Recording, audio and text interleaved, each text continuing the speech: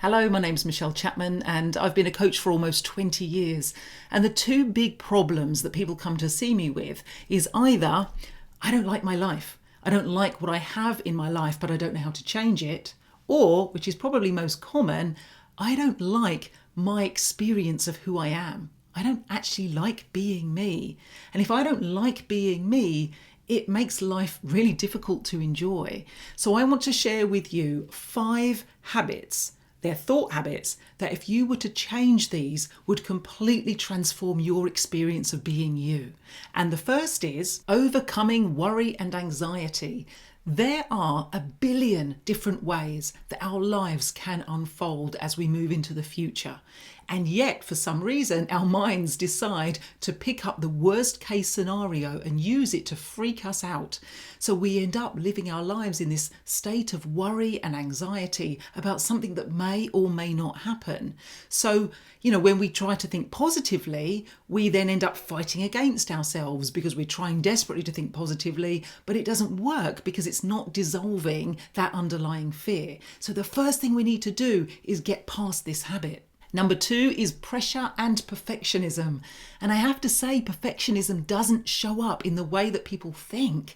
It's not always about looking perfect. It's about things being the way you want them to be.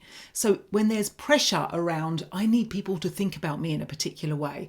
I need for my house to be a certain way. I need to have the right job, or my experiences when I go on holiday, everything must be a certain way.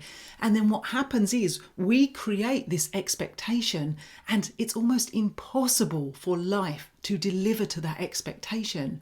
You see, what happens is when we let this go, we get to just be in the world. We get to relax into life. And there's something so incredibly beautiful about allowing things to be as they are. We start to notice the things that we really do need to change and actually the things that are okay as they are. So there is so much peace and freedom when we let this one go. The third one is being affected by others. We don't live our lives in silos. We tend to share our lives with other people. We may have partners, we may have children or parents, family members, friends. Now, if we get to the point where we say, I can only be okay when everyone else is okay, there's something admirable in that, in our caring for other people. But if you've got a life filled with other people and you can only be okay when everyone else is okay, you'll never be okay. So the question is, how do we live life alongside others? How do we care for those other people, but without putting our own well-being at the effect of their happiness? How do we take our power back so that we get to be happy while still caring for others, but we get to have that happiness and that well-being? Number 4 is living from the past. Now, sometimes living from the past is when we spend too much time thinking about the past, what happened to us. A lot of people have had bad things happen in their past. And I'm not saying that that's not relevant, that's not important. What I'm saying is, how long do you want to live in that place before you then get to move on from it and live where you are now? But it's not just about this, it's also about decisions that we've made in the past. Have you made decisions about the kind of person that you think you are? I hear a lot from my clients, well, I'm this type of person and I'm that kind of person. And rarely is it positive. Normally it's something that actually restricts them because at some point in the past they made a decision about the kind of person that they think that they are, not consciously, but then they think they have to live by that for the rest of their lives. The truth is, we get to decide who we are now.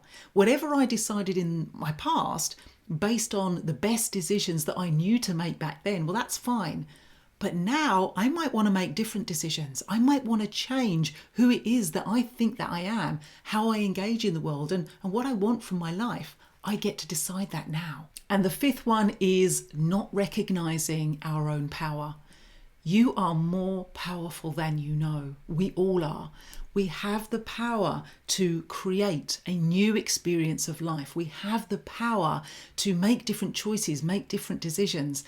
And there is so much beauty in this. And if you can't see that, that's okay. Most people can't.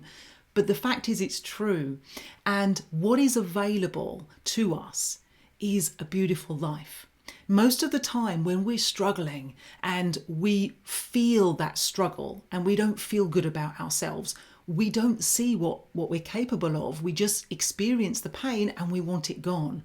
But the truth is, what is actually available to you is more than just being without the pain. What is available is living a beautiful life, enjoying this moment. Sid Banks is someone who I admire and I followed for years. And he said, wouldn't it be a shame to have a really wonderful life and not realize it? And I think that's true for most people.